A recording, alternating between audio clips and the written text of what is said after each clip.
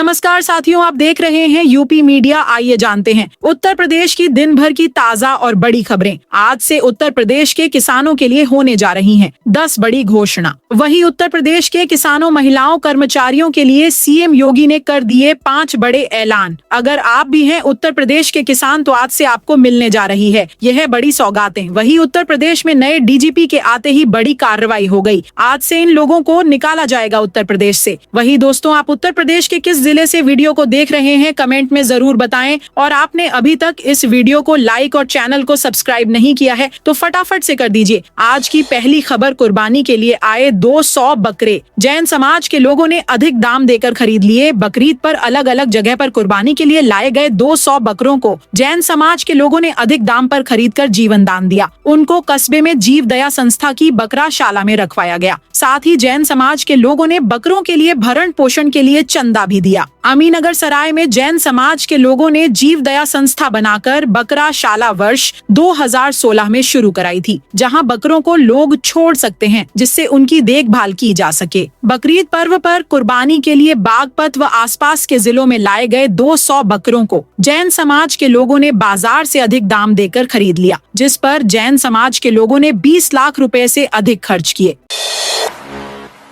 Police भर्ती में पूर्व अग्निवीरों को 20% आरक्षण का आदेश जारी। गृह विभाग ने पुलिस भर्ती में पूर्व अग्निवीर सैनिकों को 20% आरक्षण देने का शासनादेश जारी कर दिया है। प्रमुख सचिव गृह संजय प्रसाद द्वारा जारी आदेश में कहा गया है कि प्रदेश पुलिस में सिपाही, पीएसी, फायरमैन और घुड़सवार के पदों पर सीधी भर्ती में पूर्व सैनिकों की तरह अग्निवीर के रूप में की गई सेवा अवधि को घटाते हुए अधिकतम आयु सीमा में 3 वर्ष की छूट प्रदान की जाएगी। साथ ही 20% पदों पर क्षैतिज आरक्षण दिया जाएगा। आदेश के अनुसार अग्निवीर जिस श्रेणी का होगा उसे उसी श्रेणी में समायोजित किया जाएगा। इसका विशेष ध्यान रखा जाएगा कि आरक्षण की सीमा 50% से आगे न बढ़े। बता दें कि 2026 के बाद के सेवा से बाहर आने वाले पूर्व अग्निवीरों को पुलिस में भर्ती होने पर आरक्षण प्रदान किया जाएगा।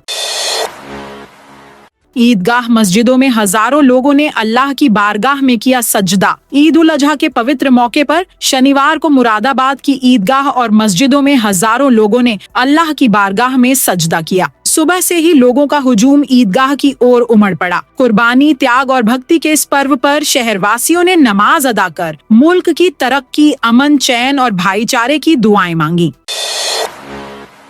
राम मंदिर में अब तक लग चुका 50 करोड़ का 45 किलो सोना। यूपी के अयोध्या स्थित राम मंदिर में राजा राम की प्राण प्रतिष्ठा के बाद राम मंदिर भवन निर्माण समिति के अध्यक्ष नृपेंद्र मिश्र ने बताया कि राम मंदिर में कुल 45 किलो सोने का इस्तेमाल किया गया है। इसकी शुद्धता 100% है। इसका मूल्य टैक्स को छोड़कर लगभग 50 करोड़ रुपए है। रेलवे में नई व्यवस्था, फर्जी आधार से नो एंट्री। ट्रेन में फर्जी आधार से यात्रा करने वालों के लिए परेशानी खड़ी होने जा रही है। टीटीएम आधार ऐप की मदद से ट्रेन के अंदर आधार कार्ड की सच्चाई आसानी से जान सकेंगे। हैंड हेल्ड टर्मिनल मशीन पहले से टीटीई को मिली हुई है। इस मशीन से टिकट का सत्यापन और खाली बर्थ की आसानी से जानकारी मिल जाती है। अब आधार जांच की सुविधा भी मशीन में करने का प्रयास किया जा रहा है। ट्रैवलिंग टिकट एग्जामिन अपने मोबाइल पर एम आधार ऐप डाउनलोड करेंगे, जिससे वह क्यूआर कोड आधारित जांच कर सकेंगे। क्यूआर कोड से स्कैन करते ही उनके मोबाइल पर आधार नंबर, तस्वीर, नाम, लिंग, जन्म तिथि व पता दिखने लगेगा। इससे आधार का तुरंत ही सत्यापन हो सकेगा। ताजमहल के मुख्य मकबरे की छत में कहां से आ रहा पानी? दुनिया के 7वें अजूबे ताजमहल में बीते साल भारी बारिश से मुख्य गुंबद के रिसने पर भारतीय पुरातत्व सर्वेक्षण ने मरम्मत का काम शुरू कर दिया है। गुंबद पर पार लगाकर कलश के नीचे लगे पत्थरों की मरम्मत की जाएगी, जहां से पानी रिसकर नीचे आया। 84 साल पहले 1941 में गुंबद के रिसने पर संरक्षण किया गया था। हालांकि ताज में मुख्य गुंबद के रिसाव का इतिहास 373 साल पुराना है। वर्ष 1652 में शहजादा औरंगजेब ने बादशाह शाहजहां को ताजमहल का गुंबद रिसने की पहली रिपोर्ट भेजी थी। हाई कोर्ट ने श्रावस्ती के 27 मदरसों को ढाने पर लगाई रोक। हाई कोर्ट की लखनऊ पीठ ने श्रावस्ती के 27 मदरसों के खिलाफ उत्पीड़नात्मक कार्रवाई करने या इन्हें ढाने पर 3 जुलाई तक रोक लगा दी है। न्यायमूर्ति जसप्रीत सिंह की ग्रीष्मावकाश कालीन एकल पीठ ने यह अंतरिम आदेश मदरसों की ओर से दाखिल 27 याचिकाओं के समूह पर दिया है। याचिका में मदरसों में धार्मिक शिक्षा बंद करने के 1 मई को जारी नोटिसों को चुनौती दी गई थी। अधिवक्ता अविरल राज सिंह ने अदालत में कहा कि एक अन्य समान मामले में कोर्ट ने ऐसे मदरसों को राहत दी थी। ऐसे में इन मामलों में भी याचियों को अपना पक्ष पेश करने का मौका मिलना चाहिए था, लिहाजा इन्हें भी समान राहत प्रदान की जाए। वहीं समय दिए जाने के बावजूद सरकारी वकील मामले में मांगी गई जानकारी नहीं पेश कर सके। उन्होंने इसके लिए 2 हफ्ते का और समय देने का आग्रह किया। अब एआईजी स्टैंप करेंगे शादी पंजीकरणों की निगरानी। स्टैंप एवं पंजीकरण विभाग के अपर महानिरीक्षक को पंजीकृत होने वाली शादियों के मॉनिटरिंग की जिम्मेदारी दी गई है। वह प्रतिदिन शादी के पंजीकरण कराने वाले उप रजिस्ट्रार के कामकाज की समीक्षा करेंगे। वे सुनिश्चित करेंगे कि शादी के लिए तय गाइडलाइंस का पालन किया जा रहा है या नहीं। इसकी मासिक रिपोर्ट भी तैयार होगी। वहीं जब तक प्रदेश में शादी के पंजीकरण संबंधी नए नियमों को विधिवत रूप से तैयार नहीं कर लिया जाता, तब तक स्टैंप एवं पंजीकरण विभाग के महानिरीक्षक को दिशा निर्देशों का पालन करवाने की जिम्मेदारी दी गई है। विवाह पंजीकरण के जिम्मेदार सभी डिप्टी रजिस्ट्रार निर्देशों का अक्षरशः पालन करेंगे। ईवी खरीदने के बाद रजिस्ट्रेशन का रिफंड पाने को भटक रहे खरीदार। यह सिर्फ 2 मामले नहीं बल्कि जिले में ऐसे 50 मामले हैं जिनमें खरीदार ने इलेक्ट्रिक व्हीकल खरीदा, लेकिन इसके लिए मिलने वाली रजिस्ट्रेशन से छूट का 1,35,00,000 रुपया रिफंड नहीं हुआ है। इस पैसे को पाने के लिए वाहन खरीदार क्षेत्रीय परिवहन कार्यालय के चक्कर काट रहा है। सरकार की नीति है कि ईवी खरीद पर खरीदार को रजिस्ट्रेशन का पैसा वापस मिल जाएगा। विभाग का दावा है कि उनकी ओर से कोई कमी नहीं है। मुख्यालय स्तर पर औपचारिकताएं पूरी होनी है। इन सब के बीच खरीदारों को अपना ही पैसा वापस पाने के लिए लखनऊ और अलीगढ़ के चक्कर काटने पड़ रहे हैं। सहारनपुर ट्रेड फेयर में सिलेंडर में ब्लास्ट हो गया, 30 दुकानें जलकर राख हो गई। सहारनपुर में ट्रेड फेयर मेले में शनिवार सुबह सिलेंडर फटने से भीषण आग लग गई। आग इतनी तेजी से फैली कि कुछ ही मिनटों में पूरा मेला लपटों की चपेट में आ गया। 30 से ज्यादा स्टॉल जलकर राख हो गए। घटना थाना सदर बाजार में दिल्ली रोड किनारे की है। मौके पर मौजूद लोगों के मुताबिक सुबह करीब 7:30 पर मेला परिसर में तेज धमाका हुआ और लपटें उठने लगीं। इसके बाद आसपास के इलाके में अफरा तफरी मच गई। लोग पहुंचे तो पता चला कि सिलेंडर फटा है। प्रत्यक्षदर्शियों ने बताया कि हादसे के समय ज्यादातर दुकानदार नमाज पढ़ने गए थे। जो लोग अंदर थे वो धमाके की आवाज सुनते ही निकलकर भाग गए। फायर ब्रिगेड और पुलिस को सूचना दी। थोड़ी देर में फायर ब्रिगेड की कई गाड़ियां मौके पर पहुंची और आग बुझाने जुट गई। HCBL कोऑपरेटिव बैंक का लाइसेंस रद्द। भारतीय रिजर्व बैंक ने लखनऊ के HCBL कोऑपरेटिव बैंक का लाइसेंस रद्द कर दिया है। RBI के मुताबिक बैंक के पास पर्याप्त पूंजी और कमाई की संभावनाएं नहीं हैं, जिसकी वजह से उसका लाइसेंस रद्द किया गया है। भारतीय रिजर्व बैंक ने HCBL कोऑपरेटिव बैंक का लाइसेंस रद्द कर दिया है। केंद्रीय बैंक के द्वारा यह कार्रवाई कोऑपरेटिव बैंक के द्वारा बैंकिंग नियमों का पालन नहीं करने और कमजोर वित्तीय स्थिति के कारण की है। लखनऊ नगर निगम के कार्यकारिणी सदस्य निर्विरोध चुने जाएंगे। लखनऊ नगर निगम की कार्यकारिणी में 6 सदस्यों का चुनाव होना है। इसमें 5 भाजपा पार्षद और 1 सपा के पार्षद चुने जाएंगे। 1 जून को 6 सदस्यों के रिटायर होने के बाद पार्षद अपनी दावेदारी में जुट गए हैं। इसमें मेयर के कई करीबी पार्षद भी हैं जो कार्यकारिणी का सदस्य बनने के लिए दावेदारी कर रहे। उन्हें इसका फायदा मिल सकता है। कई भाजपा पार्षद ऐसे भी हैं जिन्होंने सफाई और वार्ड विकास निधि के मुद्दे पर मुखर होकर मेयर का विरोध किया था। वह भी दावेदारी कर रहे। संगठन के जरिए वह कार्यकारिणी में पहुंचने के लिए जोर लगा रहे।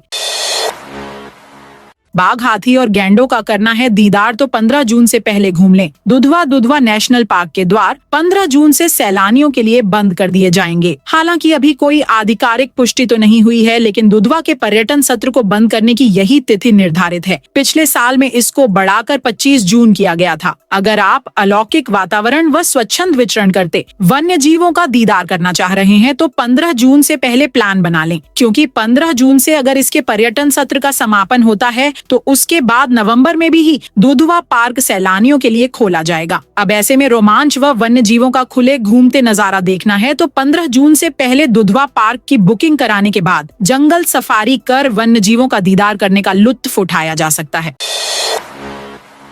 बांके बिहारी कॉरिडोर में वृंदावन के 275 भवन आ रहे दायरे में। प्रस्तावित श्री बांके बिहारी कॉरिडोर निर्माण को लेकर प्रशासन ने तैयारियां शुरू कर दी हैं। 2023 में हुए सर्वे रिपोर्ट के आधार पर अब तक करीब 70 भवनों का सत्यापन हो चुका है। पूर्व में करीब 275 भवन और दुकानों को चिन्हित किया गया था। प्रशासन ने इन भवनों का फिर से सत्यापन कराने की योजना बनाई है। श्री बांके बिहारी मंदिर गलियारे को लेकर प्रशासन व सेवायतों के गतिरोध के बीच सर्वे के सत्यापन का कार्य जारी है। जनवरी 2023 में हुए सर्वे में कॉरिडोर के दायरे में 275 भवन आ रहे थे। अब सुप्रीम कोर्ट से निर्माण का रास्ता साफ होने के बाद कॉरिडोर से प्रभावित होने वाले लोगों ने प्रशासन से फिर से सर्वे कराने की मांग की थी।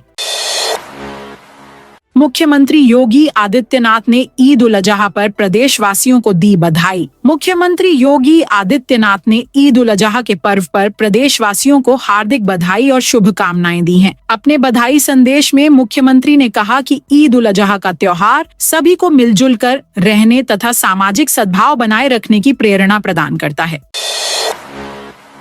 वृंदावन में बंदर का कारनामा, 20 लाख रुपए के हीरों से भरा बैग ले भागा। वृंदावन में शुक्रवार को दर्शन करने आए एक श्रद्धालु का हीरे के आभूषणों से भरा 20 लाख रुपए का बैग एक बंदर छीन कर ले भागा। बाद में पुलिस ने करीब 8 घंटे की मशक्कत के बाद बैग को बरामद किया। जानकारी के अनुसार अलीगढ़ निवासी अभिषेक अग्रवाल अपने परिवार के साथ वृंदावन दर्शन करने आए थे। उन्होंने बृहस्पतिवार को बांके बिहारी मंदिर में फूल बंगला सेवा की थी और शुक्रवार को दर्शन के बाद अलीगढ़ लौटने की तैयारी में थे। इसी दौरान मंदिर परिसर के बाहर अचानक एक बंदर ने उनके हाथ से बैग छीन लिया और तेजी से भाग निकला। उन्होंने बताया कि बैग में करीब 20 लाख रुपए कीमत की हीरे की ज्वेलरी रखी थी। बैग जाते ही अभिषेक घबरा गए और शोर मचाते हुए बंदर के पीछे दौड़े। स्थानीय लोगों की मदद से उन्होंने बंदर को फलों और फ्रूटी से लुभाने की कोशिश की, लेकिन सफलता नहीं मिली। मामले की सूचना तत्काल वृंदावन कोतवाली को दी गई। पुलिस पहुंच गई। सीओ सदर संदीप सिंह ने बताया कि बंदर से आभूषण से भरा बैग बरामद कर लिया है।